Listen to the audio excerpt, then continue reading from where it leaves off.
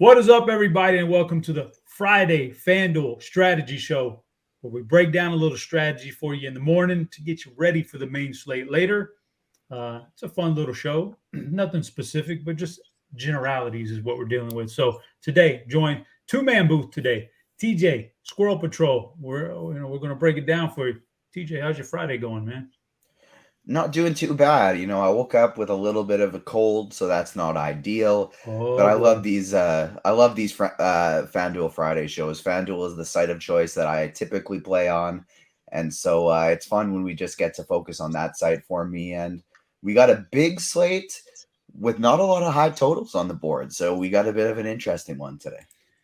I don't think I've gotten a chance to talk to you recently on the show. So did you ever get to do the interview with the boys? So we didn't. We got an email the day before the press day, and we said sorry, it's full, and we responded, "Well, that sucks that we got the initial invite when it's full, but and tried to weasel our way in there. It didn't really work. So fingers crossed for season 4. They actually just announced today that it's already renewed for season 4. So fingers crossed for next year. But no, we didn't get it there yet. Have you had an opportunity to watch the first few episodes yet? I watched the first 3. I'm pretty sure we got a new one today, so I'm looking forward to diving now, into the 4th one after now, the what'd you show. think? But Now, what'd you think about scene 2 in episode 1? This got a little bit weird there, didn't it? somebody said to me in my other podcast, and we're talking Ms. Marvel, and it's as wholesome show as you can find. Yeah. And somebody said the words to me, shrinking and then expanding. And all I could think of was that scene in The Boys, and my mind immediately went elsewhere. Yeah, that was pretty wild. Yeah, it's pushing the envelope there a little bit. We're also joined by Squirrel Patrol, one of the best GPP guys in the business. John, how you doing, man? Good. It's shaping up to be a pretty good weekend. It's particularly a pretty good Friday. We've got we've got baseball. We've got full slate of baseball. We've got NBA finals. We got MMA, like UFC, card. So yeah, it's gonna be a good weekend for sports. Yeah, And the CFL is almost starting. We got some boy. preseason CFL going. Have you guys been watching the USFL? No. Just asking. I'm not saying it's a good product, but it's there though. It's interesting. The betting industry needs to embrace the CFL because we're always trying to add in this secondary league, and Canadian Football League's a good product. Like, obviously it's nowhere close to the NFL, but the way they change up the rules with the bigger field, the 3 down, it does make it pretty exciting to watch with a lot of offense. So that's where I think the betting industry needs to embrace. I know DK often has some DFS type stuff for CFL, but we need FanDuel on that train as well because it's a pretty good product. Listen, yeah, we've always tried to have a secondary football league. It's never worked out. If you want a secondary football league in this country, give me a call. I got all the ideas. I know exactly what you need to do if you want to make this thing successful. I watched enough college football over the years. I know what sells, man. Come on. All the stuff they're doing is just not, the USFL, XFL, they're not doing it the right way, but that's a whole different story. All right, let's get into this slate here.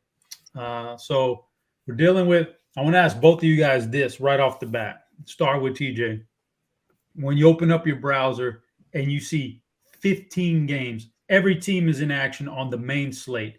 You've got everybody going, 30 teams to choose from. What's the first thing that goes through your head? Are you changing strategy up right there?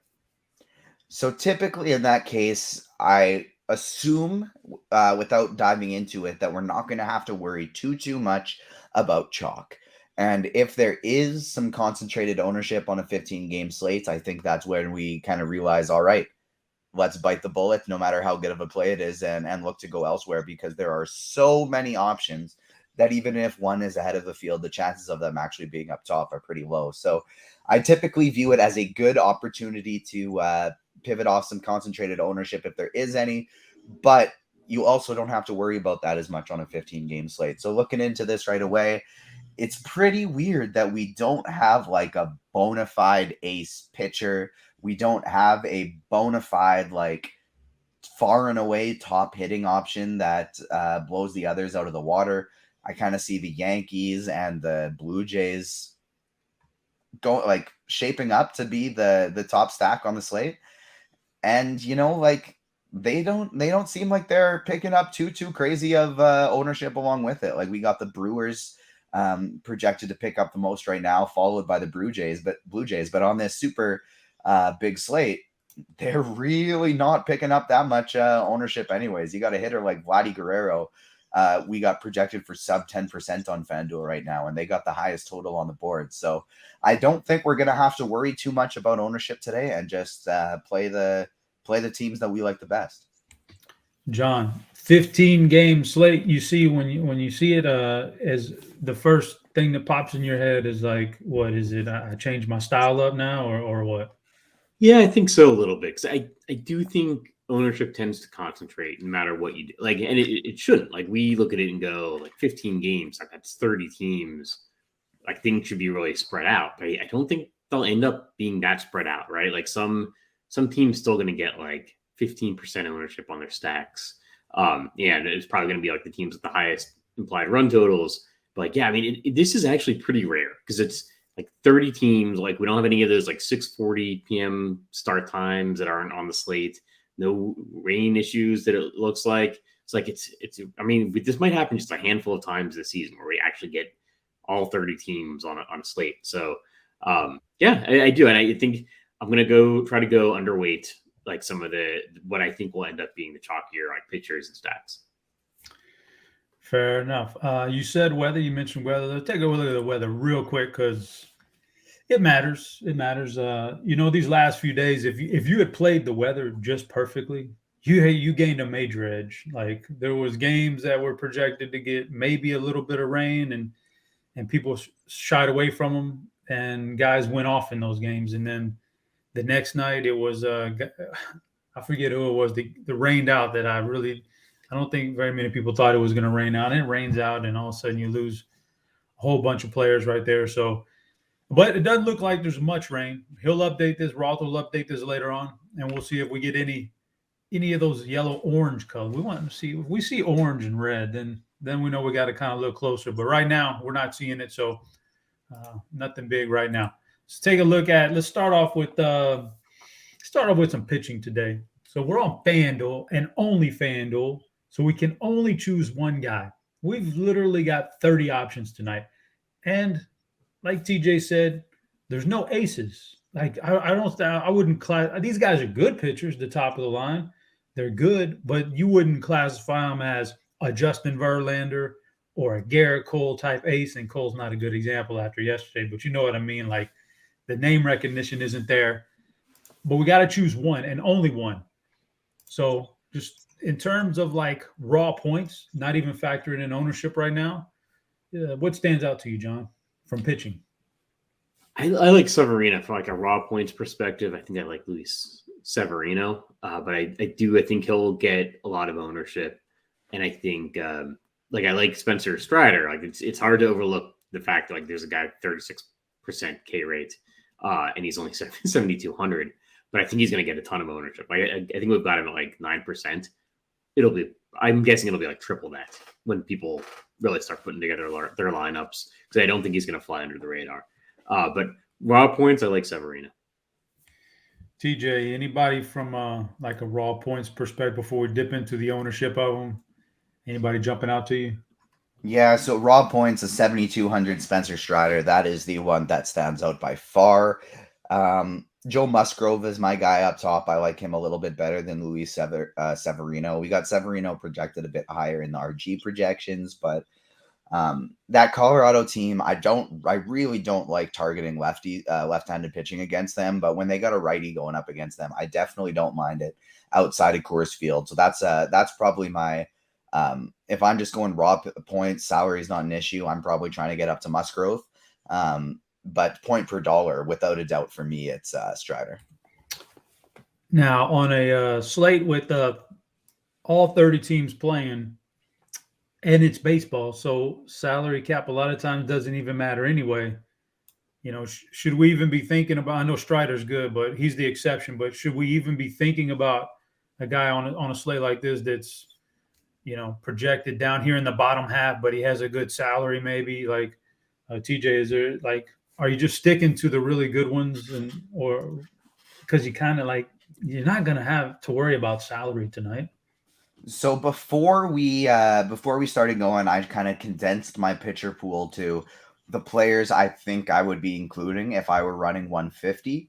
And I got 1, 2, 3, 4, 5, 6, 7, 8, 9, 10, 11 pitchers in the pool, and Strider is the cheapest one.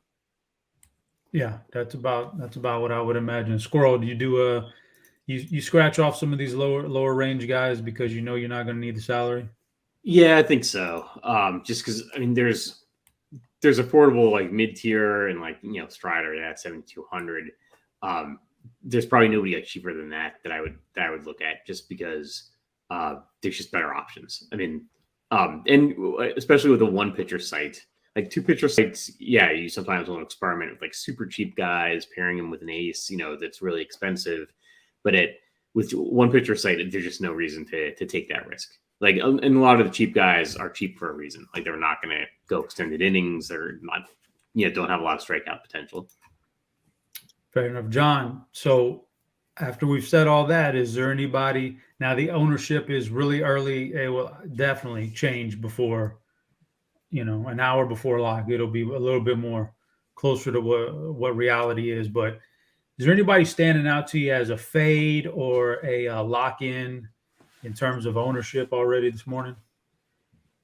There's nobody that I would lock in for sure. On such a big slate, I'll probably try to go a little bit under. I think Spencer Strider is going to be owned way more than 9%. I'll probably go double that, but I think he might be owned triple that. So I don't know if that's a fade or what that is. I do like Aaron Ashby. We've got 2%.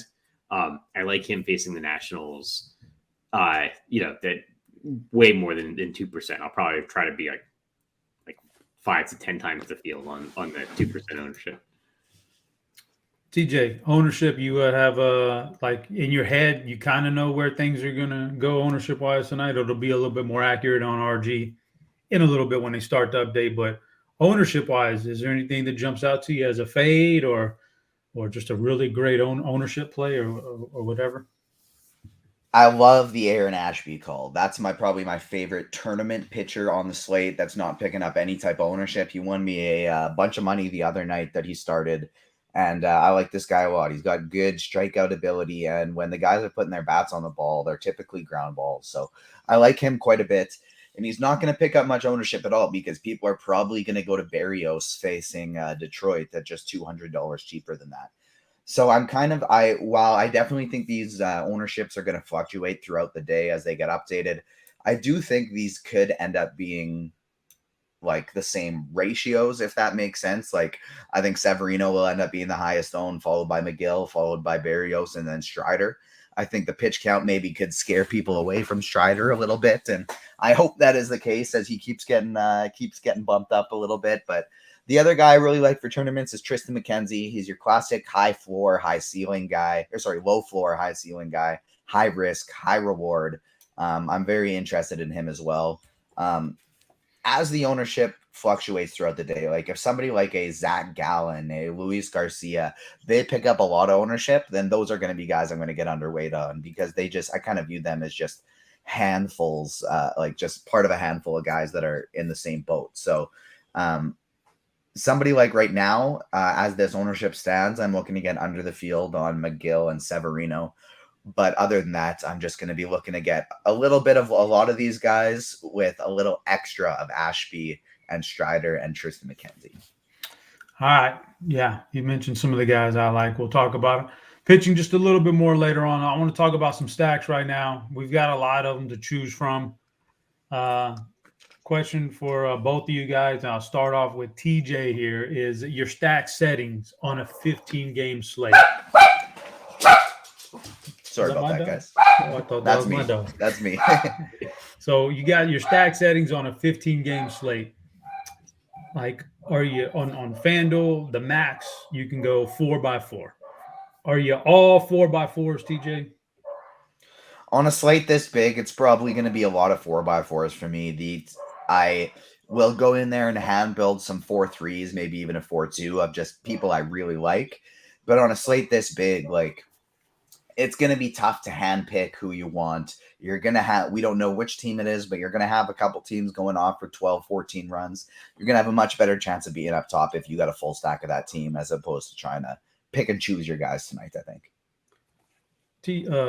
Squirrel, you like, I know in the past you've said you like to be a little different and go 4x3 on some, but 15 gamer, are you just max stacking as much as you can? Pretty much. I'm going to go more for 4s than I would, particularly for like the super large field contests. I mean, going 4-4 gives you a couple of advantages. It's not just the correlation, but you're tending to get some of the lower owned guys that can put up a big score if their team is scoring a lot of runs. So if you do 4-3-1s, you tend to get a lot of the most popular players, like the highest projected players, as one-offs, and that's okay maybe on a smaller slate where that guy has a better chance of actually being in the optimal lineup. Like, with things so spread out like this, I'm probably going to do a little bit more 4-4s than I would otherwise. So would you, I guess, how would I put it? I don't know. Let me think about that for a minute. I'll go back to that. So we got the early look at stacks, and maybe we don't want to get into like the specifics of early look at stacks. I'll start out. Keep it with John here. Just the early look, just the general overview.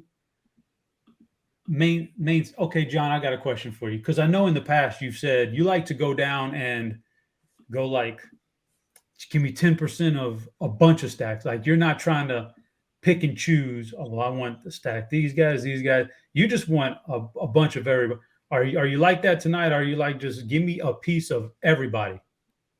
Yeah, I think so. And I'll probably try to go what I expect will be underweight some of the more popular stacks like Toronto and the Yankees. And I'll probably try to go a little bit more on some of the stacks that are just a little bit beneath them, like the Dodgers, Atlanta, just because I think, like Texas, I like as a stack, just because I think ownership will always concentrate no matter how many games there are, no matter how many teams are playing. Like, ownership is always going to concentrate on like who people really are the best stacks, or like who numerically, right, who's got the highest like projected run total. So I think those teams are going to end up being overowned, and I'm going to try to get a lot of the stacks rate behind them. And TJ, are you trying to get a piece of just about everybody that's even feasible, or are you trying to like center your stacks around a certain 7, 8, or 9 teams or whatever? You know, I'll definitely spread it out. Kind of how I like to go about it in my stack settings in Lineup HQ is I do pick a few teams that I like to take a stand on, and I'll work to get above the field on them. But I do like to spread it out as well. But as opposed to 10% of each group, maybe like 5% of each group that I think has a chance of getting there. And kind of how I like to do that is pair my top teams that I'm going overweight on, and just make sure I have a stack with each of these off the board teams with them. So the 2 teams today that I think are going to pick up the most ownership that I'm going to want to get underweight on are one, the Yankees. Wade Miley is not the best pitcher, but he has a habit of just not giving up big fantasy games in the past. And the Yankees are a team that have shown they can either put up 15 runs or 0, and they get very hot, very cold. And this is a team that I am terrified of doing, but I think I'll probably just try and get even to a below the field on if they end up really chalky. If they don't end up chalky, then I'm all good for it. I'm playing them anyways. But the other team I think is going to pick up too much ownership is Milwaukee. They just have some beautiful, beautiful prices on FanDuel. Feddy's a low strikeout guy. And there's just a lot of other teams that line up similarly to them for them to me today. So Milwaukee's probably the team I'm going to go underweight on. Toronto, even if they're picking up the ownership, I don't think I'm going to, just because Rodriguez is just horrible. If Toronto's ever chalky and I'm wanting to get underweight on them, it's typically against like a lefty who throws a lot of changeups. Other than Teoscar Hernandez, they got a lot of righties, right-handed bats on this team, and Matt Chapman, who actually prefer hitting right-handed pitching. So I have a lot of interest in Toronto still. And there's a lot of guys that in the lower end of this lineup that I'm interested in targeting to maybe get a little bit different. The top 4 guys in Toronto's lineup are going to be incredibly chalky. But you add in Santiago Espinal. He's second base eligible. I believe he's like 2,800. 2,800. That's a great play, and he's not going to pick up near the same amount of ownership. He's probably going to be in the lower half of the lineup. This is a guy that's just been hitting the ball phenomenally as of late. And another guy that was a big prospect who did real well for the Jays, that was really impressive and then just completely fell off the map, is Cavan Biggio. Well, ever since Cavan Biggio has come back up from minors this year, he's actually been hitting the ball pretty well. We're kind of seeing the same Cavan we used to see, where he's very patient, he draws walks, and then when the ball is finally pitched into the zone, he hits it with some power. And he's 2,200 on FanDuel, second and third base eligible. So I kind of like some of the guys in the bottom half of this Blue Jays stack. You can still play your Springers and Vlads, but you could pair them with Biggio and Espinal instead of Bichette and Hernandez. And then you're already very different from the field. All of a sudden, you pair that with a pitcher like Aaron Ashby instead of Spencer Strider or Tyler McGill, who are going to pick up more ownership. And you really don't have to be worried about being duped, even though you're playing one of the chalkier offenses. So that's the Blue Jays I still like quite a bit. The Yankees and Milwaukee, if their ownership gets a little too high, I will start getting wary of them. But other than that, I really like the Texas call that Squirrel had. I think that's a good stack. Cleveland is interesting. Atlanta is interesting. And Baltimore. Baltimore is another team I'm interested in. They really let me down yesterday, but that's a team that in tournaments I have quite a bit of interest in today. John, question for you. Do you, on a night like tonight, do you have main stacks and secondary stacks, or is it all just the same? It's pretty much all the same. And I'll try to get like 20 teams. Like if I'm doing 150 lineups in the small dollar, large field contest, like I'll go 20, 25 stacks total, like teams that I'm stacking. And I think I'll try to go a little bit underweight some of the more popular ones and just, set it to 4-4s, some 4-3s, and go like really concentrate on the teams that I think will go overlooked, like, Texas, Philly. I think there's some weather in Minnesota. Like we saw Minnesota explode and the Yankees explode last night, and the weather was really conducive to hitting. It's still really conducive to hitting but now instead of the Yankees, I think it's Tampa. So go with some Rays because they always go overlooked. And that's like if they're getting a weather upgrade and a park upgrade, I think they'll be pretty low owned. So like Tampa, Minnesota, Philly, Texas, probably the teams that I'm highest on that I think are going to go a little bit overlooked. Now, yeah, I love all 4 of those teams as well. Sorry to cut you off there, Chop. No. I really like all 4 of those teams as well. And the only thing that kept me min cashing yesterday in a day where my stacks let me down was Byron Buxton. And this could adjust, but we're seeing him not picking up any ownership again today. He's $3,700 on FanDuel. That is way too cheap. And like I'm sure we've all talked about this on shows, because there's always people asking in chat, like, why does Buxton keep getting recommended? He's cold. He hasn't done anything in X amount of games. That's baseball, and that's especially who Byron Buxton is. He has power, he strikes out, and he's got a lot of speed. He goes a week and a half without doing anything, and then the next week and a half, he puts up 8 home runs in 12 games, something like that. And Buxton's on one of those streaks right now. He's just been absolutely just banging the ball out of the park, and he's been putting up some crazy scores. And Byron Buxton, I like the Minnesota stack, and Byron Buxton's a guy I like a lot as a one-off today. If you're not stacking a team like, 30 teams, you're probably not stacking all 30 teams. There's going to be teams that you don't stack.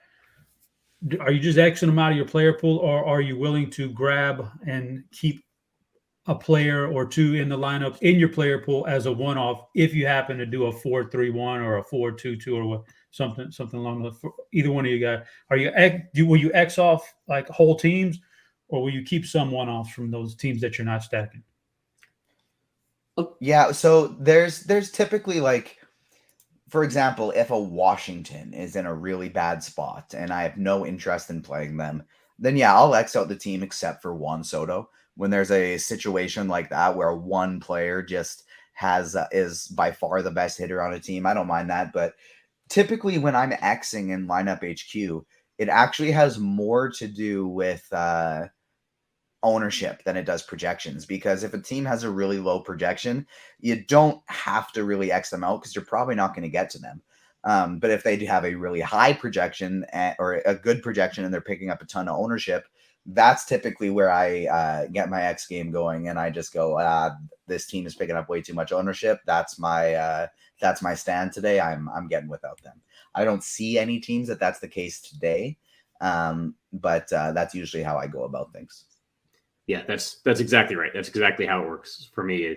Is it the teams that aren't highly projected, like they're not going to show up in my stacks anyway. Like, even if I'm stacking 20 teams, like the 10 teams that I don't get are going to be the teams that aren't projected very well. So yeah, if I X a team out, it's got to be because of ownership and they're showing up too often, than more so than I would want. And really what I'm looking for in one-offs is just power. Like, I don't want to X out the guy that could hit 3 home runs and break the slate. Like, I can name those guys that aren't showing up because it's going to be like a Juan Soto, right? Like, a team's got a really low implied run total and he's the only guy on the team with power or something like that. Like, especially if Nelson Cruz is sitting again tonight. So yeah, I'm trying to make sure I don't X out anyone that could hit 3 home runs, but usually it's just going to take care of itself. Fair enough. All right, we're going to get out of here in a minute, but before we do, let's go down and give a couple of favorite plays here.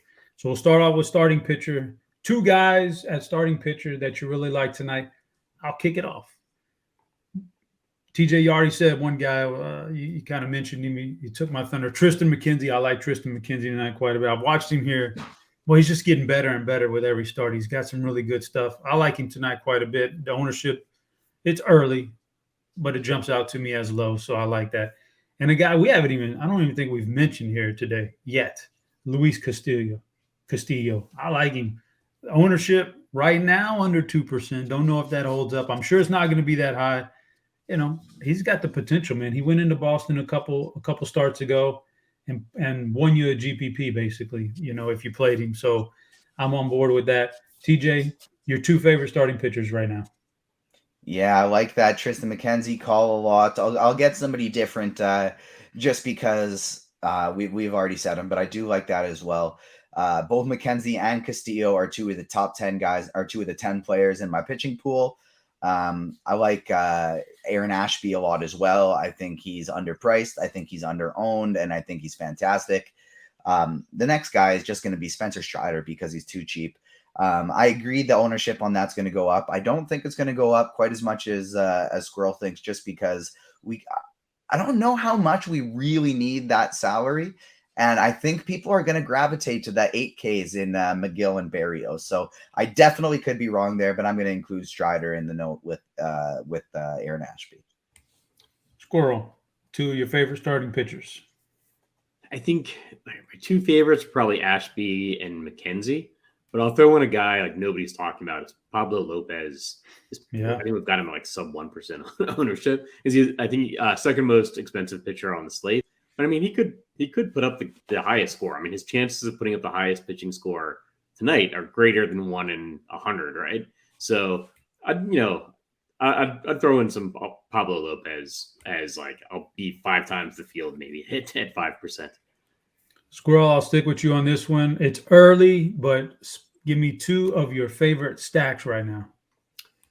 2 favorite stacks, probably Texas and Minnesota. Texas and Minnesota. TJ, who you got? Top stack is Toronto, and my favorite off the board one is Baltimore. I will go with Philly versus Zach Gallen, just because nobody's going to take Philly, and they've got a lineup that's just loaded with power. You just never know. So I think they make for a good one on tonight. And y'all mentioned Texas, but I'll go Chicago in that game. The White Sox starting to get a little healthier. You never know, man. You never know. So I'm going to go Chicago in that game. And guys, I think that's going to wrap it up for the FanDuel strategy show here early in the morning. So, follow along all afternoon as the content gets updated for the slate tonight, and leading you up to Grinders Live this afternoon, and then that leads into crunch time. So lots of good stuff still to come for a Friday slate. Should be fun. The other thing we got coming too is I got my free for everyone Agents of Fantasy top DFS plays article. Gonna throw some superhero puns in there and write about my top plays on the slate. Another one we didn't mention that I think I might be writing about just because you look at Plate IQ, it's a sea of red, and that's because they started the year terribly and they picked it up lately. That's San Diego Padres. We haven't mentioned them at all. I wanted to get that in quick. But check out the Agents of Fantasy article. It's free for everyone, and it'll be coming out within the next couple hours. Lots of good stuff to read out there and to look at throughout the course of your day, man, when you're on your lunch break or sitting around doing whatever. You get you some reading in. It's fun stuff. So, guys, we appreciate you tuning in. Be on the lookout for all that stuff later on this afternoon. We'll be back next Friday, another FanDuel strategy show. So until then, that was Squirrel, that was TJ, I was your host Chop, and we're out of here.